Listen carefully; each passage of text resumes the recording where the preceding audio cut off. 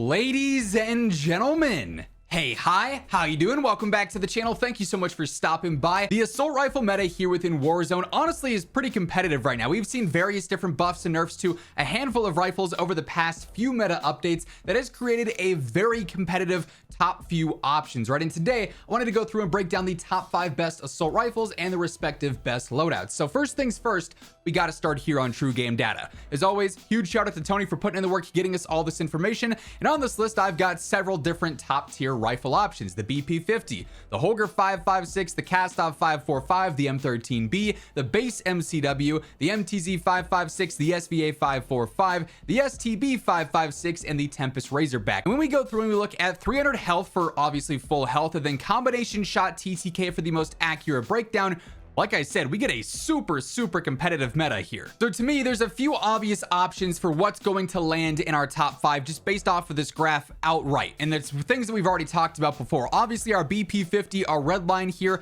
great TTK in its first damage range, great TTK in the mid range there, and then over range, if you want to use this out to 60 70 meters, technically has one of, if not the best TTK in the game when you're landing your shots. So for the time being, we'll knock that off the list just so we can easily see what other options we are comparing. Holger 556 is going to kind of be the same deal. Incredible first damage range, great over range as well, all the way up through 60 meters. It's one of the best, if not the best TTK in certain areas too, so that's a clear and obvious choice in my opinion. The MTZ 556, our white line, again, is so consistent throughout, great in the mid range, great over long range. And then SVA, while it does drop off some over range, it's also the easiest gun in the game to use because of the no recoil hyperburst mode. So that leaves us with 4 obviously great choices. The tough part here is saying, okay, what is definitively the number 5 option? You can see we've got 4 MW2 guns and 1 Modern Warfare 3 gun in the MCW, and honestly, you could go a lot of different directions here. I think the Tempest Razorback, our sort of indigo line here, is pretty consistent throughout. Like, it's not bad in the mid range there. It does fall off a little bit over long range. Kind of the same deal with the M13B, and unfortunately with each of those, they do ultimately have that MW2 weapon feel. They are relatively easy, but at the end of the day, they're going to be a little bit slower, a little bit clunkier, and to me, that does knock them off the chance of being that number 5. Then we have the STB 556, the MCW, and the Kastov 545. I love the Kastov 545, and clearly it's so good in that first like 30 meters or so, but then it does drop off a cliff. And again, you are dealing with an MW2 gun, and in those first 35 meters, you might be better off using a sub for a lot of those fights as opposed to a general rifle. And that huge drop off over range to me does knock off the 545. The STB, I love. It's so easy to use, but its magazine capacity is so rough, and MW2 weapon feel that to me, the MCW ends up being that lasting number 5 spot. So we end up with 5 very good weapons here in the BP50, the Holger 556, the MCW, the MTZ, and the SVA. Now let's jump in game and break down the best loadouts for these rifles. As we do so, if you do enjoy the video, a like rating is always really appreciated. And if you're new to the channel, this is your one-stop shop for news, updates, patch notes, meta breakdowns, everything going on in COD is right here. So feel free to hit that subscribe button and turn on those post notifications. So at number 5 for me, I do think it's got to be the MCW, that sort of last choice that we had on the graph there. A little bit less obvious than the others, but still very good. This thing's gotten several buffs in a row that have really helped it out in the mid to long range, obviously, where you're going to be using this rifle build a little bit more. Obviously, the MCW conversion is like one of the best close range options in the game, but we're simply focused on like more general rifle play here, going from 0 to 80 meters or so.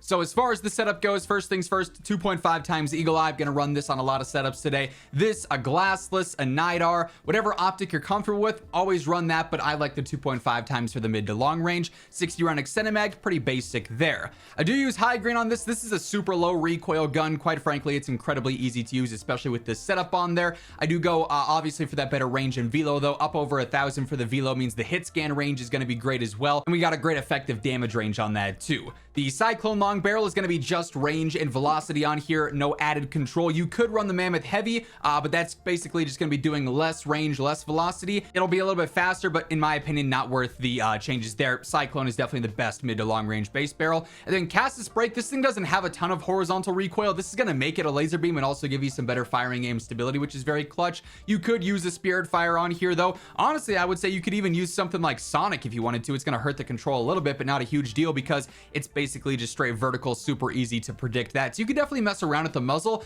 But yeah, the MCW or the ACR really is feeling phenomenal right now. now. Following that, I've got the MTZ-556. Love the feel of this thing. We've talked about it a lot lately with various different setups. I think you can really build this thing out to be effective in a lot of different ways, whether you want to use an iron sight build or more of like a mid-range run and gun style build. This is by far my favorite combo of attachments here. I do use the glassless optic in this case, maybe a bit more mid-range player, great for resurgence, for instance. Also helps out with some firing aim stability there too.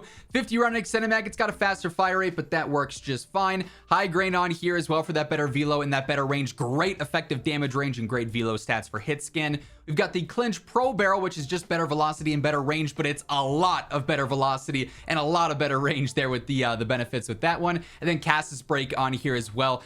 Definitely have messed around with a lot of muzzles just in my testing with this gun, and Cassis Brake is what I landed on as being the most dependable for my aim in specific. But as always, feel free to tweak things here and there where you might need, you know, a little extra help or a little bit more comfortability in one way or another. Either way, MTZ is also feeling great. Hey everyone, real quick, just want to shout out my friends over at G Fuel. It's heating up outside. We've got COD updates dropping almost every single week. We've got Black Ops 6 on the horizon. So whatever you might be looking for from G Fuel, they've got you covered. Hydration tubs to make sure that if you're going out and about in your daily life, you are hydrated, you're good to go there. If you're sitting down grinding some games, leveling up weapons, whatever the case may be, they got the energy tubs, they got the cans, tons of different flavors, so a little bit of something for everyone there. If you're ever interested in picking up anything at all from the G Fuel site, be sure to throw in code IMMORTAL at checkout and it'll get you a nice little discount. The link for that will be down in the description below. And number 3, I've got the SVA. Like I said, this thing, while it doesn't have the craziest TTK like over range or anything, when you flip this thing into semi-auto, which really is hyper burst mode, it's got no recoil, so you can spam it and be just laser accurate, which means your realistic TTK is going to be on par with the other top tier options that we've got here.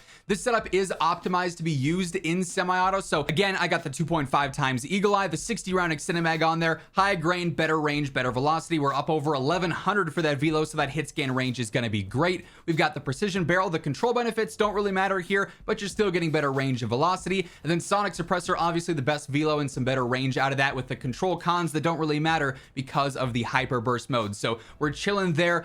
This thing, like I said, is a laser beam and a ton of fun to use. Next up at number 2, I've got the BP50. If you guys are active viewers here on the channel, you know I rant and rave about this gun all the time. Really, ever since it was introduced, it's been one of my main go-to rifles or just weapons in general. This thing is so aggressive and so versatile. The only thing it's lacking is a little bit of DPM over range, and its mag capacity over range is definitely felt more so than maybe some other options, but its TTK and its versatility are so good. Plus, you can rock an iron sight build here and be good at pretty much any range. So I do use the Mode 40 stock. It's got better control and better movement. That's a nice little deadly duo right there.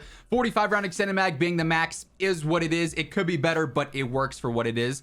We got DR6 hand stop. This gun's so easy to use that this allows me to be aggressive and agile while also being still very accurate regardless. So I like the versatility that adds in. Lower 9 heavy barrel, range, velocity, and control benefits. And then Cassis Brake on here yet again. You could also run Spirit Fire, Sonic, other suppressors like that if you care a little bit more about staying off the map, but I like the laser beam feel that Cassis Brake offers here. Same setup that we've been running for some time, but if it ain't broke, don't fix it. And then lastly, at number 1, the Holger 556. This thing has had consecutive buffs and a couple of updates now, so it's only gotten better and better over time. It's a ridiculously easy weapon to use, and obviously its TTK throughout is very good. Up towards the top, or is the top option a lot of the time. So glassless optic here helps out that stability. Again, nice clean optic for all ranges. We got the 40 round extended mag. That's the max here, but this thing's fire rate doesn't go too crazy, so it's sufficient, right? High grain rounds on here as well, better range, better velocity. We got the Cryo 6-match barrel on here as well. And then I just go for Spirit Fire suppressor here, especially because I'm not using an underbarrel. This will give me some recoil control, which is always nice, but then also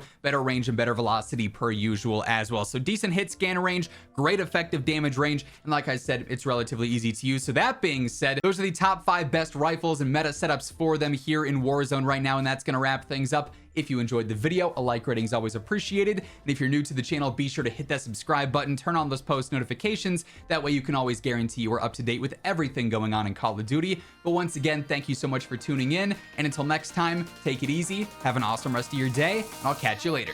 Peace out.